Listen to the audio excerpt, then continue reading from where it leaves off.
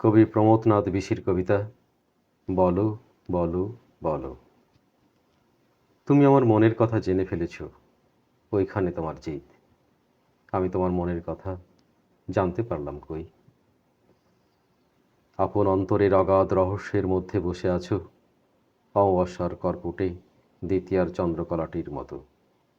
ঠিক একটুকু আলো, যাতে দেখা না দিয়েও দেখতে পারো অনায়াসে।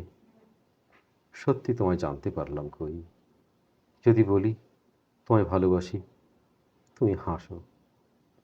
যদি শুধাই আমায় ভালোবাসো, বলো না।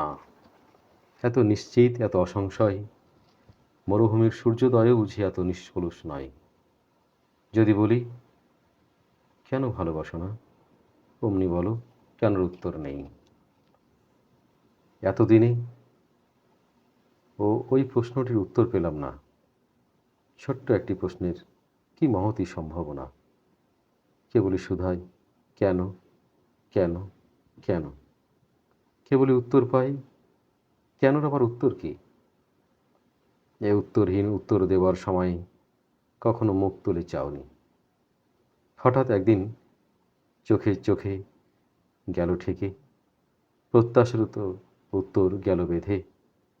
শুধু বললে তুমি না কবি, বললে কবিরা নাকি অন্তর্যামী। না গো না, তবে আমি বলি আমি কবি নই, শিল্পী নই, আমি অন্তর্যামী নই। আমি মনের কথা মুখে শুনতে চাই, মনের কথাকে দেখতে চাই। তোমার দুই চোখে প্রস্ফুটিত মানস সরোবরের অন্তর্ভেদে উদ্যত উদ্গত পূর্ণায়ত পদ্মটির মতো। আমি মনের কথাকে দেখতে চাই, তোমার সর্বাঙ্গে প্রতিফলিত, তোমার বসনে ভূষণে নয়নে অধরে, তোমার সিঁথির সীমান্ত থেকে পায়ের নখাগ্র অবধি সূর্যকিরণে কচি নারিকেল গুচ্ছ যেমন চোখ ঝলসিয়ে দিতে থাকে, তেমনি প্রসারিত পদ্মপত্রের মসৃণ নীলিমায় সেই কথাটি টলমলে করে উঠুক তোমার অন্তরে।